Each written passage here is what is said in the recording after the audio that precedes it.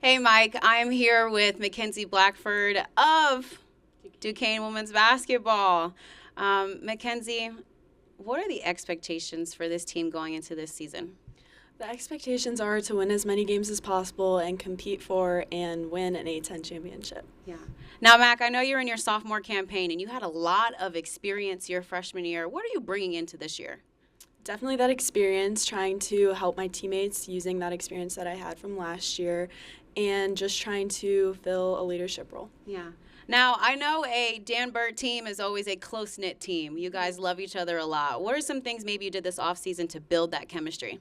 So this off season we actually went rowing, which was very exciting. Okay. Yeah, In the water? yeah, Okay. we were pretty good too. Yeah, it was really fun. We were scared at first because the men's team actually went overboard when they did it, but we were fine. So The real pros, right? The real pros. And was it like rowing? Were you competing against them or just kind of free? no, yeah, we were just going around. Okay, that's amazing. I love that.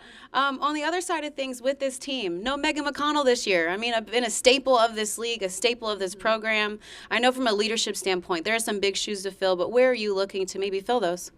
Megan is just absolutely irreplaceable, both as a player, teammate, and person. But I think that we've done a great job, this group, with everyone just filling a leadership role. We are very young, so I think everyone has kind of stepped up and started to lead in their own way, which is great. We're a very player-led team, so. Last question for you, Mac. Where have you looked to improve your game this offseason? You're known for your shooting ability and being lights out, but where are you looking to grow? I'm definitely looking to grow with my ball handling and being able to attack the basket, get downhill a little bit more, and get to my mid-range bullet more. Awesome. Yep. Well, looking forward to watching the Dukes hoop. Thanks so much for joining me. Thank you. Back to you, Mike and Christy. Okay, appreciate it. Yeah, so I wanted to follow up real quick on, Yeah. on Drew Joyce and Okay. on the men's side, but let's talk about what we just heard here first from this. Oh, sure. I mean, the absence of Megan McConnell, right? She went off to the WNBA, played with Phoenix, but was injured. That's TJ McConnell, who plays for the Pacers. That's his little sister.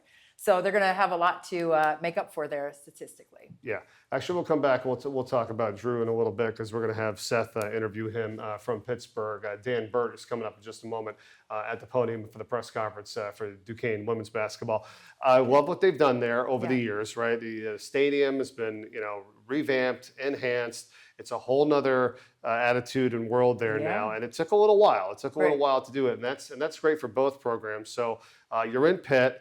Pretty awesome, you know. And there's a lot of great things that they can recruit to on both sides there.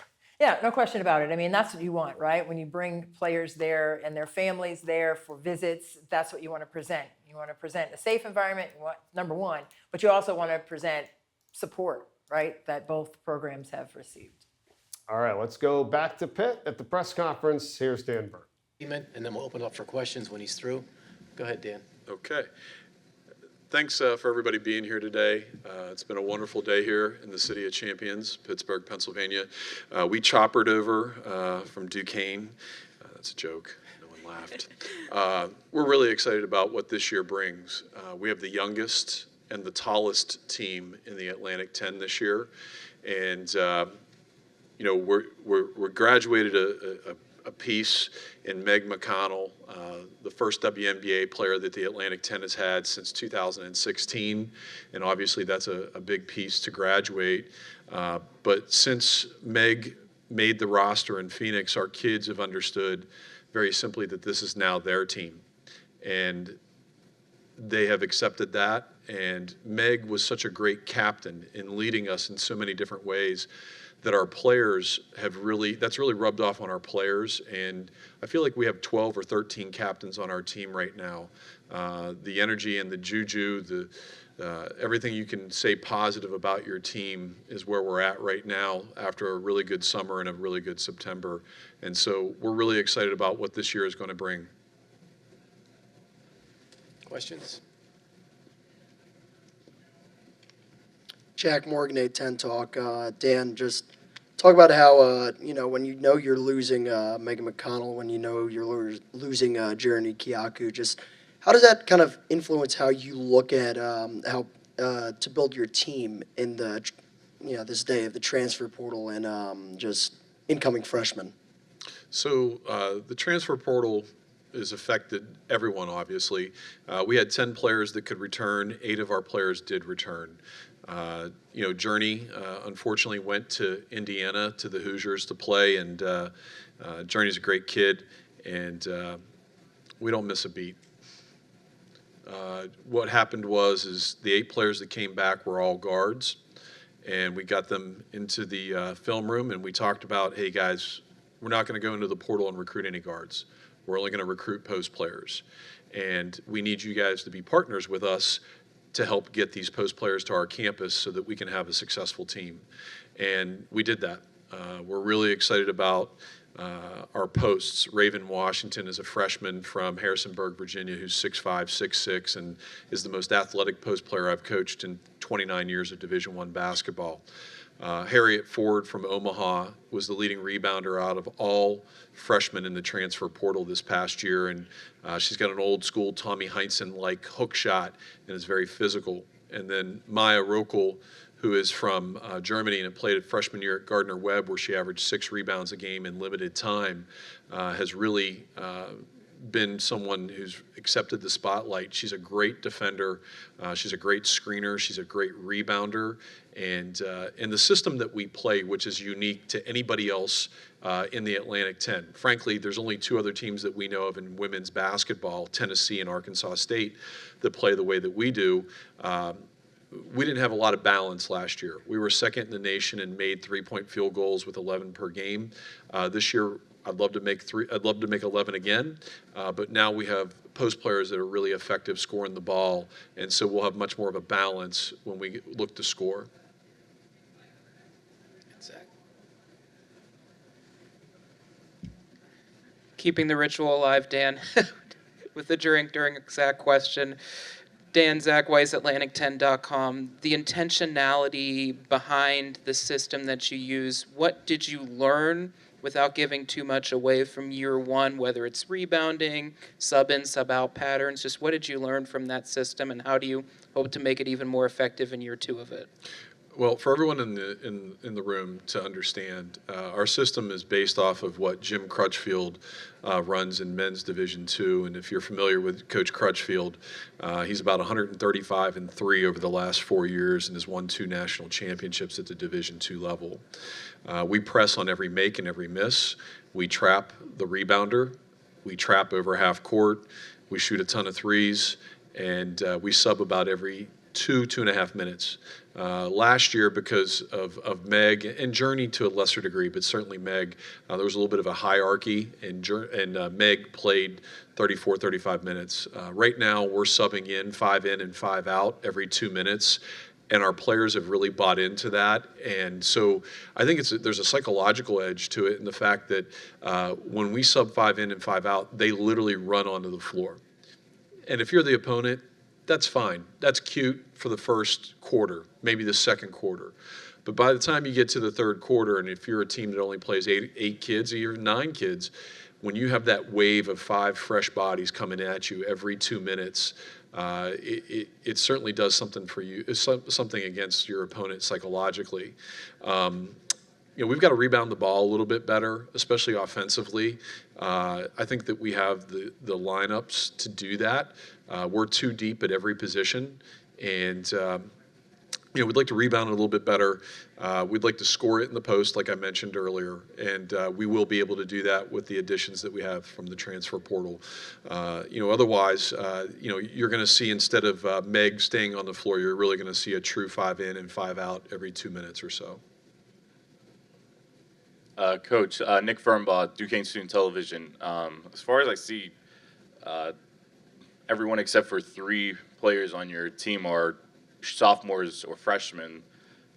Is that kind of contributing to why you're thinking of running more of a rotational set for the season? Or no, this is the system that we ran last year, and this is the system that we'll run until I'm no longer the head coach at Duquesne. And so we don't have any seniors on our roster, and even our juniors are really not juniors. They're juniors academically, or even seniors academically. We're waiting word on Raina Green and Rami Kiatu about getting additional years of eligibility for them. And so the only true junior on our team is Dunja, the Serbian player who's from UTEP. And so the reason why we sub is because I've got 13 really good basketball players, and we're too deep at every position, and that's the way this system works. Everything is a mad sprint. If you do not sprint, the system does not work. And so you have to sprint, and we wear people out very simply, and so you have to sub every 2 minutes. And actually, one last quick question, because you said because there's no seniors, who are you turning to for possibly that veteran leadership going through the season? I think all of them. Mackenzie sitting here beside me is our leading returning scorer with about 8 points a game. And very frankly, I'll say that she's the leading returning scorer in the A10 who didn't get named to a preseason all Atlantic 10 team. And we'll use that as a chip on our shoulder throughout the year. I think it's, frankly, a travesty that she's not a member of one of the preseason all-conference teams. Write that down. So I would say from a leadership standpoint, like I mentioned in my opening statement, Meg did such a fantastic job of being a leader every day and being a team captain.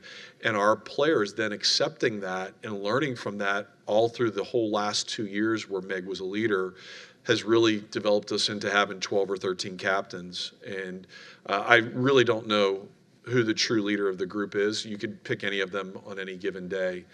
We have a wonderful group.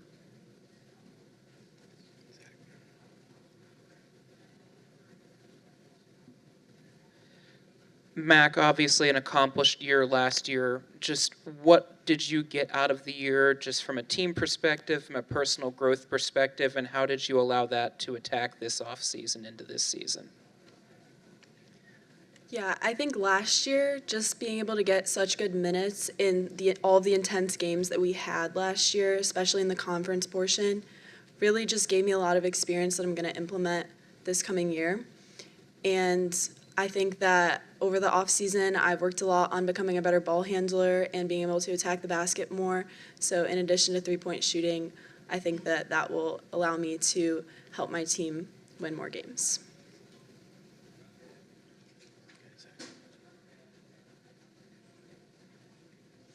As a follow to that, you've had the opportunity as a sophomore to now be considered a leader as everybody else has. How much of a privilege is that, having that opportunity, not just having the green light on the floor, but the green light with your teammates as well?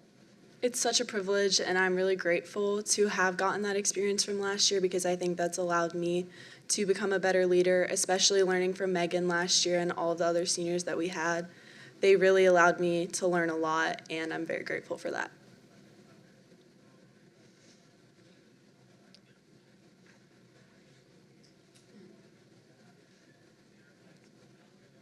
Dan, another big returner is Nadia. Just in what ways has Nadia found ways to find more consistency within her game and find her next? I believe that Nadia and Mackenzie have come back in elite shape. Both of them look fantastic and have added significant amounts of muscle, and I think that's going to benefit both of them. Obviously, with Nadia, some of her shot selection last year could have been a little bit better. That's a work in progress, and she has been much better through the summer and this early fall. But in our system, we want you to take the shot. We're not interested in making 5 passes and running a pattern. If you're open, you let it fly. Mac's a great example of that. Mac's range is probably to 30, 32 feet, I would imagine. And we don't bat an eye when she catches it in transition and lets it fly. It's going to be a unique year. It's going to be a unique style. You saw it last year. I think you're going to see the full implementation of it this year because the roster that we built is perfect for the way that we're playing, as opposed to last year where we didn't get as much scoring from the posts, and our posts couldn't quite pressure the ball in the full court the way this group can. Nice shirt, Zach. Did you get a bowl of soup with that? All done? All right. Thank you, Coach. Thank you for supporting women's basketball. I appreciate everyone being here today. Zach, I'm joking. I love you, man. Don't get in the way of Dan Burt right now in Duquesne. Yeah, I don't know he's if they need getting any more fried fuel right now. for their season where they got snubbed in the all conference. So he's like, hey, write this down. They've had back-to-back Yeah. 21 win Killing it. seasons, Yeah. back-to-back appearances in the Yeah. NIT. I mean, look out, you know. Yeah, I mean, Mackenzie, I mean, she made 73s last season at a 39% clip. So to hear her say, I've been working on putting the basketball on the deck, right, and attacking and getting downhill, because she's going to get run off that three-point line. They Yeah. make 11 threes, second best in the country. Coming down and let that thing fly. They need to check my eligibility to see if I can get some, stop and pop in transition. And Yeah, stay sounds in the like a lot of game, fun, make her yeah. miss, like fire that ball. I love it.